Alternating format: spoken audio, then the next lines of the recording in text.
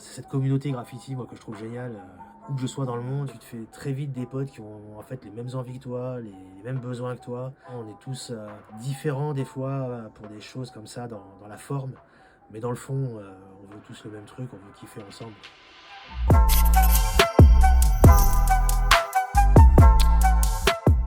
Alors du coup, moi, c'est Etawan. Je suis un artiste peintre. Je suis issu de la culture graffiti, la culture de la bombe aérosol. Aujourd'hui, on va dire que je suis muraliste, je fais aussi du street art, je navigue sur plusieurs choses, puisque ce qui m'intéresse, c'est quand même avant tout la peinture urbaine et la peinture au grand format. Depuis gamin, moi j'ai toujours eu envie d'être artiste. J'ai beaucoup dessiné, je voulais faire de la BD, mais j'ai aussi fait un peu de platine, j'ai fait un peu de danse hip-hop. Je suis old school, j'ai commencé à faire des tags à la fin des années 80. C'est vraiment quelque chose qui m'a plu.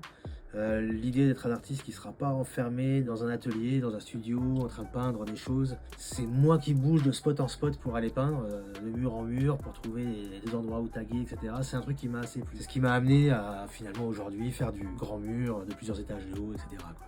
Donc évidemment que c'est une partie de ma culture que j'aime, que je respecte, qui m'a beaucoup amené à voyager.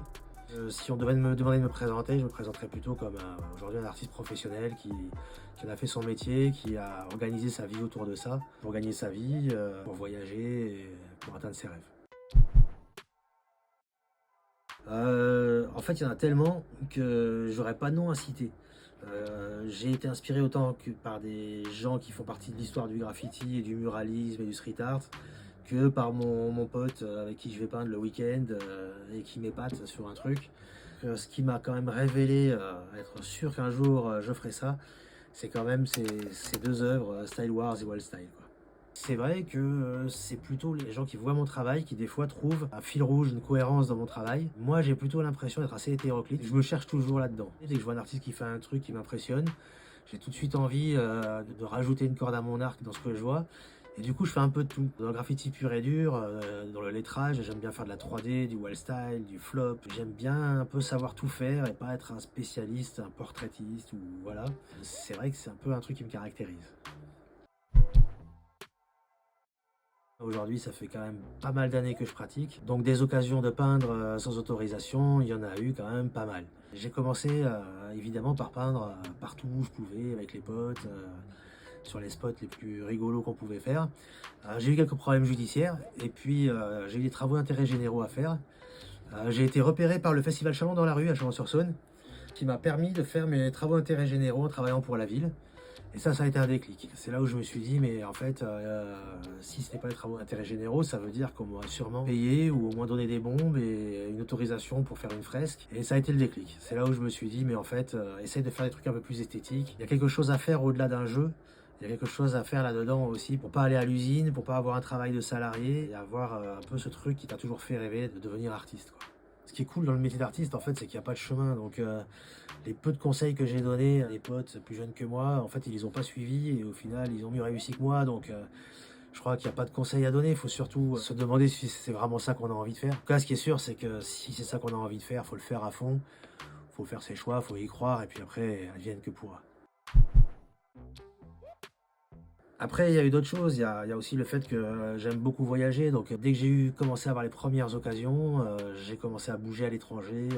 Par exemple, j'ai pu faire une fresque à Annaba, en Algérie, sur le mur d'un bâtiment dont j'ai oublié le nom, une sorte de palais de la culture, un truc comme ça, où Mohamed Boudiaf, un ancien président algérien qui avait beaucoup combattu la corruption, avait été assassiné. Et j'ai pu faire une fresque en Algérie sur le thème de la paix, sur ce bâtiment. Donc ça aussi, c'est un sacré souvenir, une sacrée chance d'avoir pu faire ça. À une époque où l'Algérie, c'était quand même un pays qui sortait d'une période très compliquée, très dangereuse. Une sacrée expérience. N'importe où que j'aille, j'essaie de trouver un magasin où il y a des bombes. Je squatte s'il faut 3-4 jours le magasin tous les jours, jusqu'à ce qu'il y ait des gens qui viennent acheter des bombes et que je leur dise vous allez peindre, moi je veux venir avec vous. Les graffeurs, on a ce truc en commun. Voilà, tu rencontres un mec qui achète des bombes pour aller écrire son blast dans la rue, courir la nuit, passer une barrière. Et ça c'est chouette parce que tu te rends compte que effectivement tout ce qu'on peut s'imaginer aussi sur les différences qui amènent des fois au nationalisme, au racisme, à la xénophobie. Finalement quand tu apprends à te connaître, tu as un langage commun, une passion commune. Tu te rends compte à quel point on est tous différents des fois pour des choses comme ça dans la forme. Mais dans le fond, on veut tous le même truc, on veut kiffer ensemble, quoi. Et moi, mon selfie, c'est d'écrire mon blaze avec le paysage derrière. Toujours cette idée de laisser un peu mon blaze où je passe quand je voyage. Donc c'est le kiff du voyage et c'est sans fin. Moi aujourd'hui, il y a encore des tas de destinations qui me font rêver. J'espère en faire encore plein. Même si c'est vrai que je me déplace pour travailler beaucoup. Évidemment, j'aime ma ville, et donc si vous voulez voir un peu mon travail sur Lyon, l'endroit que je vous conseillerais, ce serait d'aller voir la bibliothèque de la Guillotière, où je peux faire une fresque assez grande, assez monumentale, dans un quartier qui est en plus assez typique et même légendaire à Lyon. Donc la fresque de la bibliothèque à la Guillotière, si vous voulez aller voir mon travail, je vous conseille de passer et faire un tour.